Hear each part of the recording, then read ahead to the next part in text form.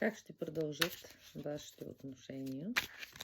Нека да видим какъв мъж е дошъл на разклад, за да разбереш дали това е твоят човек.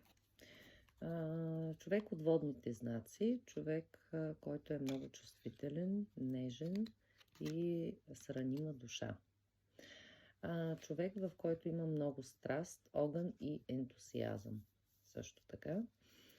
Човек, който изглежда така атрактивно, обича да се облича атрактивно, обича да привлича вниманието, но в него някак си има повече от женската енергия. Това е човек, който обича за него така да се грижат, да му доставят удоволствие, радост, наслада, да правят за него много неща в любовта, а той така да стои и да се наслаждава. Как ще продължат вашите отношения? Вашите отношения в момента може да са в пауза или да са разрушени.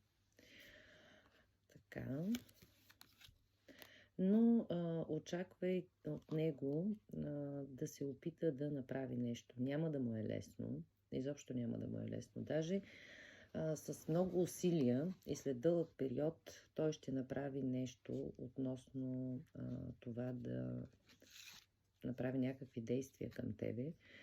Тези действия ще му донесат много голям дискомфорт. Няма да се чувства добре. Ще ги чувства като тежест. И тези действия ще бъдат направени вечерта. Или ще ти пише, или ще лайкне някой твоя публикация на 18-то число.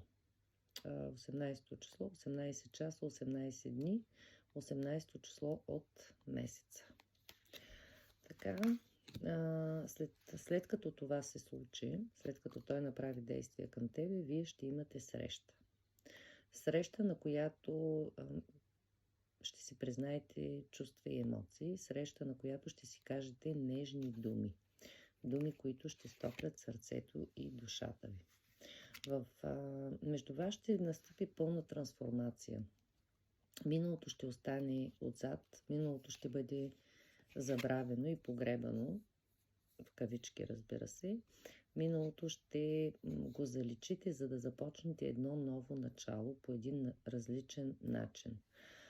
Този път очаква от него той да бъде активен.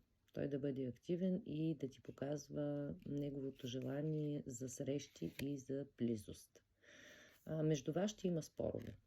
Спорове и недоразумения, защото всеки ще държи на него, на неговото мнение и всеки ще дърпа одялото към него.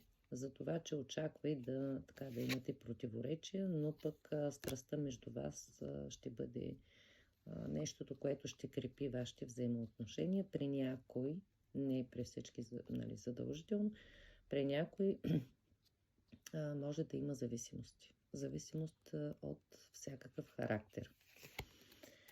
В крайна сметка таро карти показват, че той наистина ще се погрижи за теб, не само като ти показва, че ти иска физически, но и като започне да се грижи материално за теб, да ти прави подаръци и така да материалната част от взаимоотношенията да я поеме в свои ръце.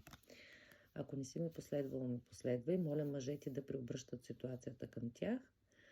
За лично таро 4 ми пишете на лично съобщение за информация. Благодаря ви и до скоро!